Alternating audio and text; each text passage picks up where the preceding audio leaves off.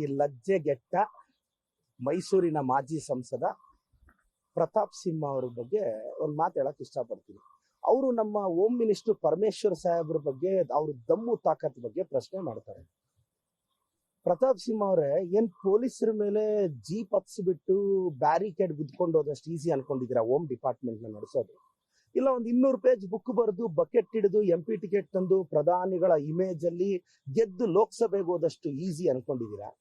ನೆಟ್ಗೆ pass ಕೊಡಕ್ಕಾಗದೆ parliament ಅಲ್ಲಿ ಅಟ್ಯಾಕ್ಗೆ ಅಂತ ಟೆರರಿಸ್ಟ್ಗಳಿಗೆ ಪಾಸ್ ಕೊಟ್ಟಷ್ಟು ನಿನ್ನಂತ ಅಯೋಗ್ಯ ಅನ್ಕೊಂಡಿದಾರ? ನಾನು ಪ್ರತಾಪ್ ಸಿಂಹನ್ಗೆ ಒಂದು ಮಾತು ಹೇಳಕ್ ಇಷ್ಟಪಡ್ತೀನಿ.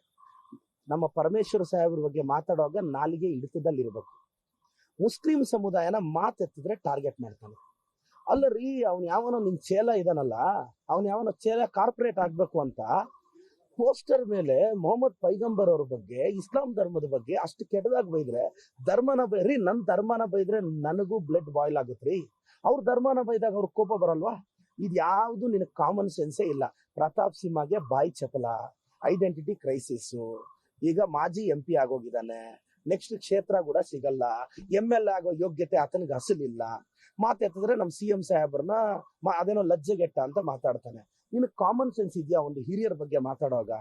ಪರಮೇಶ್ವರ್ ಸಾಹೇಬ್ರ ಬಗ್ಗೆ ದಮ್ಮು ತಾಕತ್ ಬಗ್ಗೆ ನಾನು ಅನ್ಕೊಂಡೆ ನಮ್ ಸಾಹೇಬ್ರ ಬಗ್ಗೆ ಮಾತಾಡಿದಾಗ, ಪ್ರತಾಪ್ ಸಿಂಹ ಅವರೇ, ಸ್ಟೇಟ್ ನ ನಡ್ಸಕ್ಕೆ ಬೇಕಾಗಿರೋದು ಬಿಸಿ ರಕ್ತ ಅಲ್ಲ, ಕೂಲ್ ಹೆಡ್. ಆ ಕೂಲ್ ಹೆಡ್ ನಮ್ ಪರಮೇಶ್ವರ್ ಸಾಹೇಬ್ರಿಗಿದೆ. ನನಗೂ ಅನಿಸ್ತಿ ಪ್ರತಾಪ್ ಸಿಂಹನ್ ಯಾಕೆ ಒದ್ದೊಳಕ್ ಹಾಕ್ಲಿಲ್ಲ ನಮ್ ಸಾಹೇಬ್ರು ಅಂತ. ನನಗೂ ಅನಿಸ್ತು, ನನಗೂ ಬ್ಲಡ್ ಬಾಯ್ಲ್ ಆಗುತ್ತಲ್ಲ, ನಾವ್ ಯಂಗ್ಸ್ಟರ್ಸ್. ನನ್ಗನ್ಸ್ತು ನನ್ಗೆ ಅವಕಾಶ ಇದ್ದಿದ್ರೆ ಇವ್ನು ಒದ್ದೊಳಕ್ ಹಾಕ್ಬಿಡ್ಬೇಕಾಗಿತ್ತು ಅಂತ. ಮತ್ತೆ ಯೋಚನೆ ಮಾಡಿದೆ, ಬ್ಲಡ್ ಬಾಯ್ಲ್ ಮಾಡ್ಕೊಂಡ್ರೆ ರಾಜ್ಯ ನಡ್ಸಕ್ ಆಗಲ್ಲ, ಈ ಹೆಡ್ ನ ಕೂಲ್ ಆಗಿ ಇಟ್ಕೋಬೇಕು ಅಂತ. ಅದಕ್ಕೆ ನಮ್ ಪರಮೇಶ್ವರ್ ಸಾಹೇಬ್ರು ಎಲ್ಲ ಪೇಷನ್ಸ್ ಇದಾರೆ. ಆದ್ರೂ ರಾತ್ರಿ FIR ಆಗಿದೆ ಪ್ರತಾಪ್ ಸಿಂಹ ಅವ್ರ ಮೇಲೆ. ಮೈಸೂರು ಸ್ಟೇಷನ್ ಅಲ್ಲಿ FIR ಆಗಿದೆ. ನಾನು ಇಂಥ ಅಯೋಗ್ಯ ಆಚೆ ಇದ್ರೆ ಈತ ದ್ವೇಷಕಾರಿ ಅಲ್ಲ, ಮುಸ್ಲಿಂ ಸಮುದಾಯದ ಕಲ್ಚರ್ ಬಗ್ಗೆ ಅವ್ರ ಬಗ್ಗೆ ಏನೇನೋ ಮಾತಾಡ್ತಾನೆ ರೀ. ದೇಶಕ್ಕೆ ಅವ್ರದ್ದು ಕೊಡುಗೆ ಇದೆ ರೀ. ಯಾರೋ ಕೆಲವ್ರು ಮಾಡೋ ತಪ್ಪಿಗೆ ನೀವು ಸಮುದಾಯನ ಯಾಕೆ ಟಾರ್ಗೆಟ್ ಮಾಡ್ತೀರಾ? ಅಬ್ದುಲ್ ಕಲಾಂ ಅವರು ಇವತ್ತು ಮಿಸೈಲ್ ಮ್ಯಾನ್ ಆದ್ರು, ಅವ್ರು ಯಾವ ಸಮುದಾಯದವ್ರಿ? ಇವತ್ತು ನಮಗೆ ಪೋಖ್ರಾನ್ 2 ಸಕ್ಸಸ್ ಆಗಿದೆ ಅಬ್ದುಲ್ ಕಲಾಂ ಅವರಿಂದ. ಅವ್ರನ್ನ ಮಿಸೈಲ್ ಮ್ಯಾನ್ ಆಫ್ ಇಂಡಿಯಾ ಅಂತ ಕರಿತೀವಿ. ಅವ್ರು 2002 to 2007 ರಾಷ್ಟ್ರಾಧ್ಯಕ್ಷರಾಗಿದ್ದಾಗ ಈ ದೇಶಕ್ಕೆ ಬಹಳಷ್ಟು ಯೋಜನೆಗಳನ್ನ ಅದಕ್ಕೆ ಅಂಕಿತ ಅಂದ್ರೆ ಸೈನ್ ಹಾಕಿದ್ರು. ಅವ್ರು ಮುಸ್ಲಿಂ ಸಮುದಾಯದವ್ರಲ್ವಾ? ನೀವು ಸಮುದಾಯನೆಲ್ಲ ಟಾರ್ಗೆಟ್ ಮಾಡಿದ್ರೆ ನಾನು ಹೇಳೋದು ಇಷ್ಟ, ಪ್ರತಾಪ್ ಸಿಂಹ ಬಾಯಿ ಮುಚ್ಕೊಂಡು ಇರ್ಬೇಕು, ಇಲ್ಲ ಪಾಠ ಕಲಿಸ್ಬೇಕಾಗುತ್ತೆ. ನಮ್ಮ ಸರ್ಕಾರ ನಿನಗೆ ಪಾಠ ಕಲಿಸ್ತಾರೆ ಅಂತ ಗೊತ್ತಿದೆ. ಇನ್ನು ನಮ್ಮ ಅಶೋಕ್ ಅಣ್ಣ ಅವರು, ನಮ್ಮ ಯತ್ನಾಳ್ ಅಣ್ಣ ಅವರು, ನಮ್ಮ CT ರವಿ ಅವರು, ಇವರೆಲ್ಲ ದೊಡ್ಡ ಹಿಂದೂಗಳ ತರ ಇವರು ಒಬ್ಬರೇ ಹಿಂದೂಗಳು, ಎಲ್ಲ ಡೋಂಗಿ ಹಿಂದೂಗಳು ಸರ್. ನೀವೆಲ್ಲ ಧರ್ಮನ ಪ್ರೀತಿಸೋದು ಗೌರವಿಸೋದು ಭಗವದ್ಗೀತೆ ಯಾರಾದ್ರೂ ಓದ್ಕೊಂಡಿದ್ದೀರಾ ಸರ್? ನಾನು ಅಶೋಕ್ ಅಣ್ಣನ ಕರಿತೀನಿ, ಅಶೋಕ್ ಅವ್ರನ್ನ, CT ರವಿ ಅವ್ರನ್ನ, ಯತ್ನಾಳ್ ಅವ್ರನ್ನ, 3 ಜನನ್ ಕರಿತೀನಿ. ಭಗವದ್ಗೀತೆ ಮೇಲೆನೆ ಡಿಬೇಟ್ ಹೇಳೋಣ ಬನ್ನಿ. ನಾನು ನಿಮ್ಗೆ ಅಷ್ಟು ಧರ್ಮದ ಬಗ್ಗೆ ಇದ್ರೆ, ನೀವು ಧರ್ಮನೇನಾದ್ರೂ ನೆಟ್ಟಿಗೆ ಓದ್ಕೊಂಡಿದ್ರೆ, ಭಗವದ್ಗೀತೆ ನಿಮಗ್ ಬಂದ್ರೆ, ನಾನು ಅಶೋಕ್ ಅವ್ರನ್ನ, CT ರವಿಯನ್ನ, ಯತ್ನಾಳ್ ಅವ್ರನ್ನ 3 ಜನನ ಭಗವದ್ಗೀತೆ ಮೇಲೆ ಡಿಬೇಟ್ ಕರಿತಾ ಇದೀನಿ. ಇವ್ರ ಜ್ಞಾನ ಏನು, ಇವ್ರು ಎಷ್ಟು ಮಾತ್ರ ಹಿಂದೂ ಧರ್ಮನ ಅರ್ಥ ಮಾಡ್ಕೊಂಡಿದ್ದಾರೆ ಅಂತ ಬಂದು ಡಿಬೇಟ್ ಇಡ್ಲಿ.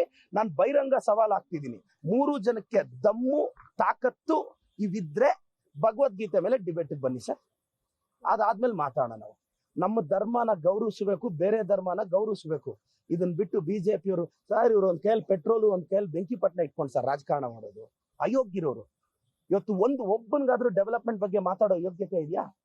ಅಶೋಕ್ ಅವ್ರದ್ದು ಒಂದು ಕಡೆ, ಯತ್ನಾಳ್ ಅವ್ರದ್ದು ಒಂದು ಕಡೆ ಅಲ್ವಾ? ಪಾಪ ಯತ್ನಾಳ್ ಅವ್ರ ಫ್ಯಾಕ್ಟ್ರಿ ನಿಂತೋಗಿತ್ತೇನೋ, ನೆನೇನೋ ಪರ್ಮಿಷನ್ ಸಿಕ್ಕದಂಗಿದೆ, ಹೋಗಿ ಚಾಮುಂಡೇಶ್ವರಿ ದೇವಿನ ಆಶೀರ್ವಾದ.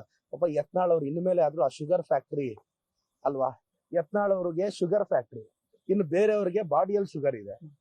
ಅವ್ರ ಪಾಪ ಅವ್ರ ಫ್ಯಾಕ್ಟ್ರಿಯಲ್ಲಿ ಶುಗರ್ ಪ್ರೊಡಕ್ಷನ್ ನಿಂತೋಗಿದೆ. ನನಗೆ ಈ BJP ಅವ್ರ ಬಗ್ಗೆ ಅರ್ಥನೇ ಆಗ್ತಾ ಇಲ್ಲ. ನಾನು ಹೇಳೋದಿಷ್ಟೇ, ನಮ್ CM ಬಗ್ಗೆ, DCM ಬಗ್ಗೆ, ಹೋಮ್ ಮಿನಿಸ್ಟರ್ ಬಗ್ಗೆ ಮಾತಾಡಿದ್ರೆ ಸರಿ ಇರಲ್ಲ. ಮತ್ತೆ ನಮ್ ಜನರೇಷನ್ ಲೀಡರ್ಸು, ನಮ್ ಸೀನಿಯರ್ ಲೀಡರ್ಸ್ ಅಷ್ಟು ಪೇಷನ್ಸ್ ನಮಗೂ ಇಲ್ಲ.